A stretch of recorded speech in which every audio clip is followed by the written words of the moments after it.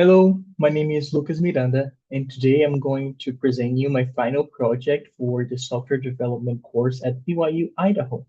And the name of my project is Smart Travel Planner, which is a web application that brings destination research, interactive data, and trip planning into a one seamless dashboard.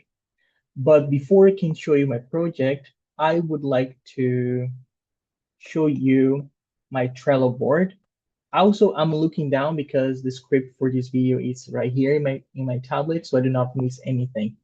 So here's my Trello board. As you can see, also I'm going to spotlight my mouse so it's easier for you to see.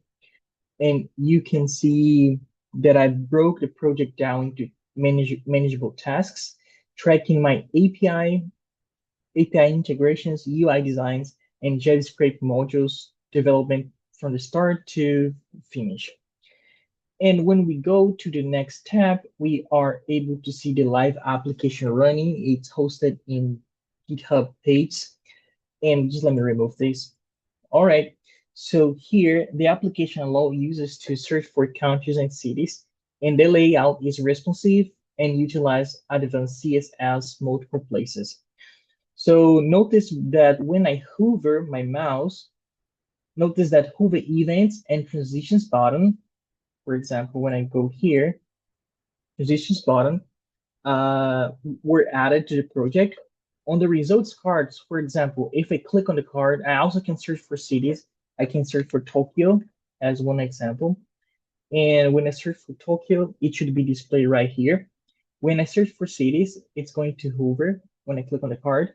But when I click on the results of the card, it applies. Let me show you. Oh, sorry, view details. When I click on view details, my bad, it applies a transform that lifts the card paired with a dynamic shadow box shadow. Okay.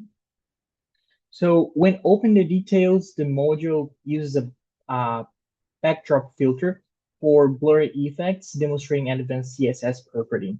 I can also save the the the the itinerary, and it's going to be saved here in my favorites. And even if I reload the page, it's not going to be removed. Okay. So now let's go to my project, then the project, the hard code.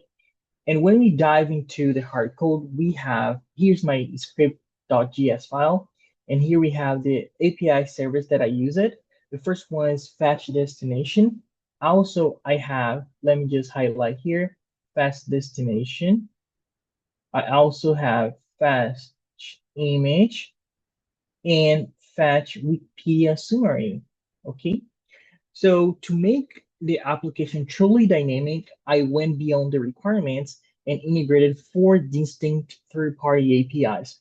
So I first use it, let me scroll up to fetch destination. I first use the REST countries API then I use the Open Meteo API for city lookups and the Unsplash API here in the fetch image right here to dynamically inject real image and the Wikipedia API to fetch cultural summaries.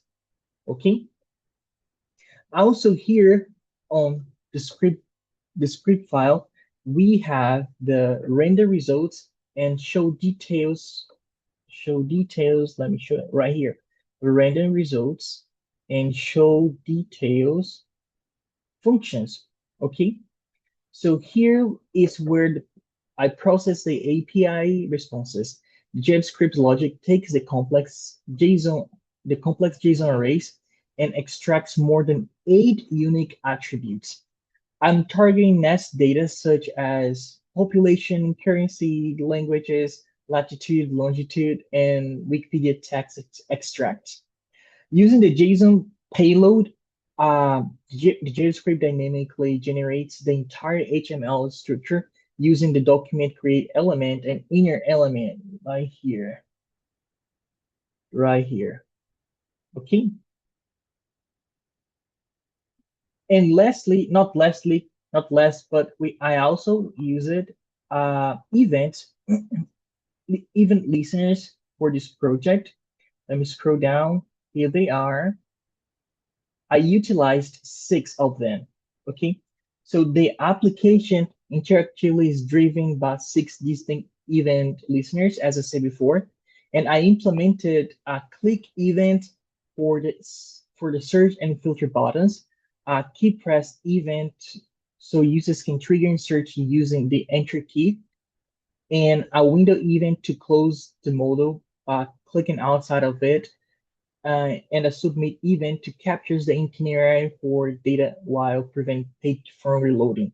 So all of them can be found right here. And last, I have the local storage part. So let me show you, it's right here. Hold on a second, right here.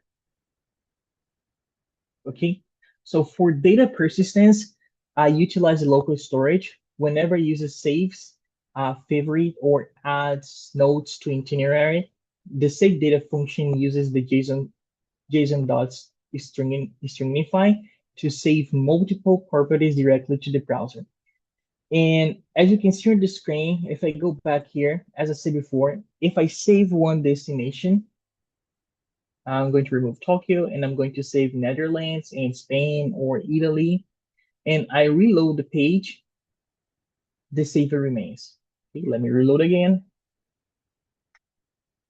The data remains because it has been stored locally on the browser.